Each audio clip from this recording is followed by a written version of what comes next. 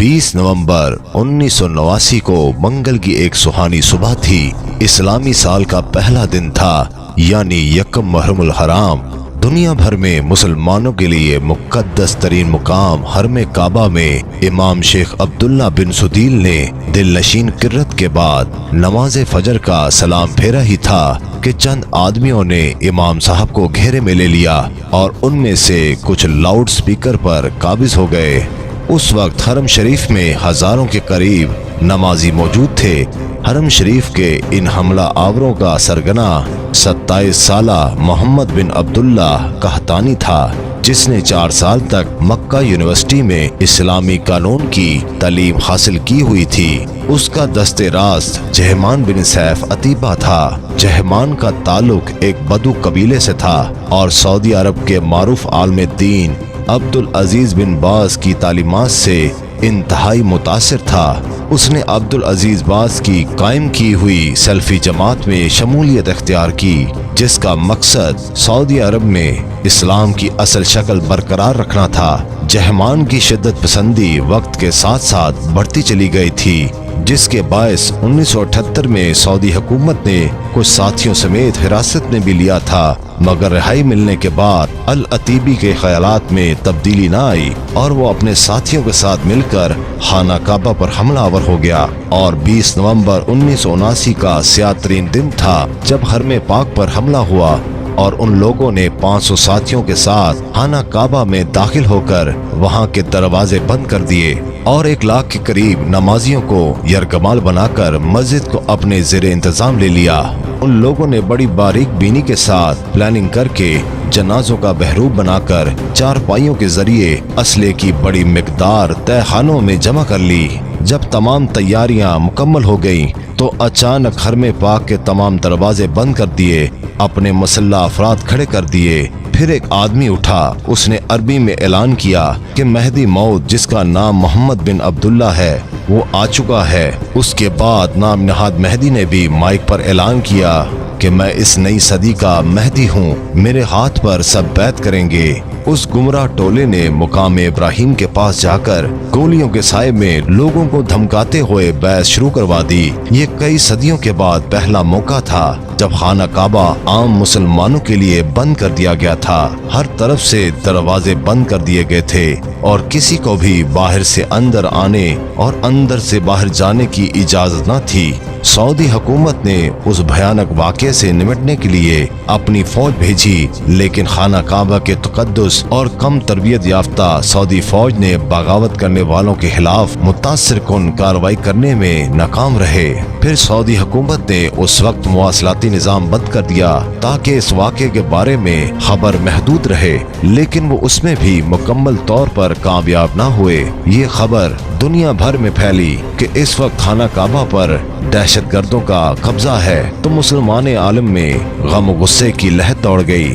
ہر طرف سے یہ پرزور مطالبہ کیا جانے لگا کہ اس متبرک اور مقدس مقام کو دہشت گردوں کے ناپاکی وجود سے پاک کیا جائے، لیکن سعودی حکومت ایک عجیب کشمکش میں مبتلا تھی، کیونکہ بیت اللہ کے قریب خون بہانے سے بھی وہ قاصد تھیں۔ اگر وہاں پر بھاری اسلحہ کا استعمال کیا جاتا تو بیت اللہ کو نقصان پہنچنے کا خطرہ تھا، اور بغیر کسی بھاری نقصان کے دہشت گردوں سے خالی کروانے کے لیے جس مہارت اور پروفیشنل سکل کی ضرورت تھی، اس سے سعودی فوج محروم تھی۔ اس وقت سعودی حکومت کا فرینچ گورنمنٹ کے ساتھ ایک خصوصی دفاعی معاہدہ تھا، چنانچہ فرانسیسی کمانڈوز نے سعودی فوج کو ہنگامی تربیت دی تاکہ وہ شدت پسندوں کا خاتمہ کر سکے، لیکن چونکہ مکہ میں غیر مسلم افراد کا داخلہ ممنوع ہے تو سعودی اہلکار فرانسیسی کمانڈوز کو ساتھ نہیں لے جا سکتے تھے۔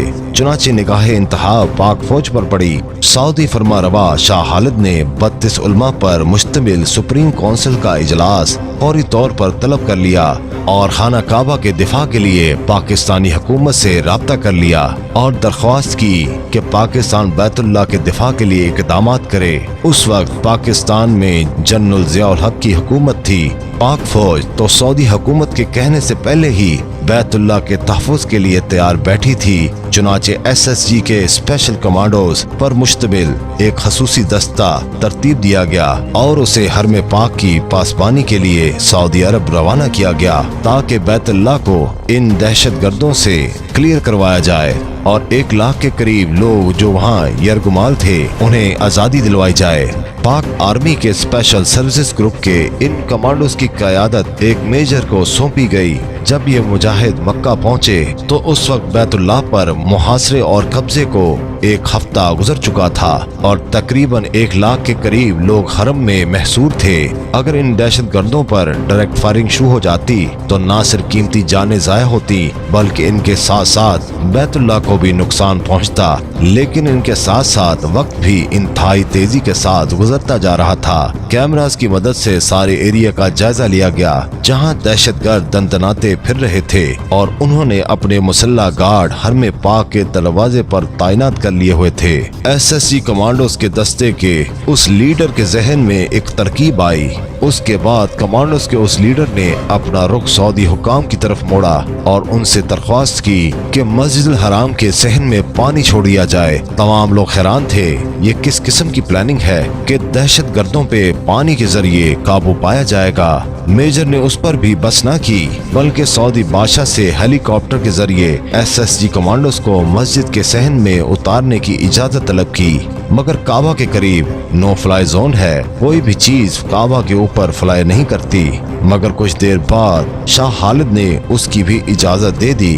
उसके बाद असल एक्शन शुरू हुआ। पाक फौज के कमांडोज को हेलीकॉप्टर के जरिए सहने काबा में उतारा जाने लगा। दूसरी तरफ उसी मेजर के हुक्म से पानी में करंट छोड़ दिया गया। उस मौसर कार्रवाई की वजह से दहशतगर्दों के शार्प शूटर्स गैर फाल और मफलूज हो गए और पाक फौज के स्नाइपर्स ने फजा ही से इन दहशतगर्दों को निशाना बनाना शुरू कर दिया। और इतनी देर में जब पाकिस्तानी फौज के SSG कमांडोज सहने हरम में उतर गए तो उन्होंने नीचे जाके दहशतगर्दों को काबू कर लिया। पाक फौज के इन शेरों ने इस मेजर की क़यादत में तमाम दहशतगर्दों पे काबू पा लिया और तमाम कैदियों को रिहाई दिलवाई। और मोहम्मद बिन अब्दुल्ला कादहानी जिसने इमाम मेहदी होने का दावा किया था वो इस ऑपरेशन के दौरान ही हलाक हो गया। यूं इस मेजर की जहानत और पाक फौज के जवानों की दिलेरी की वजह से कम नुकसान में बैतुल्लाह को आजाद करवा लिया गया। उन कमांडोज की क़यादत करने वाले मेजर का नाम परवेज मुशर्रफ था जो बाद में पाकिस्तान का आर्मी चीफ भी बना। मेजर परवेज मुशर्रफ और पाक फौज की जहानत और दिलेरी की वजह से पाक फौज का मर्तबा और मुकाम दुनिया भर में बुलंद हुआ। दुश्मनान इस्लाम खसूसन इसराइल और अमेरिका को यह वाज़ेह पैगाम चला गया कि अगर बैतुल्लाह की तरफ रुख किया तो आपका मुकाबला सिर्फ सऊदी हुकूमत से नहीं बल्कि पाक फौज से होगा। ये उसी वाक़े की बदौलत है कि सऊदी हुकूमत जनरल ज़ियाउल हक और परवेज मुशर्रफ की इज्जत करते रहे। जब भी ये दोनों हजरात सऊदी अरब का दौरा करते तो उन्हें खसूसी एहतराम और खसूसी प्रोटोकॉल दिया जाता।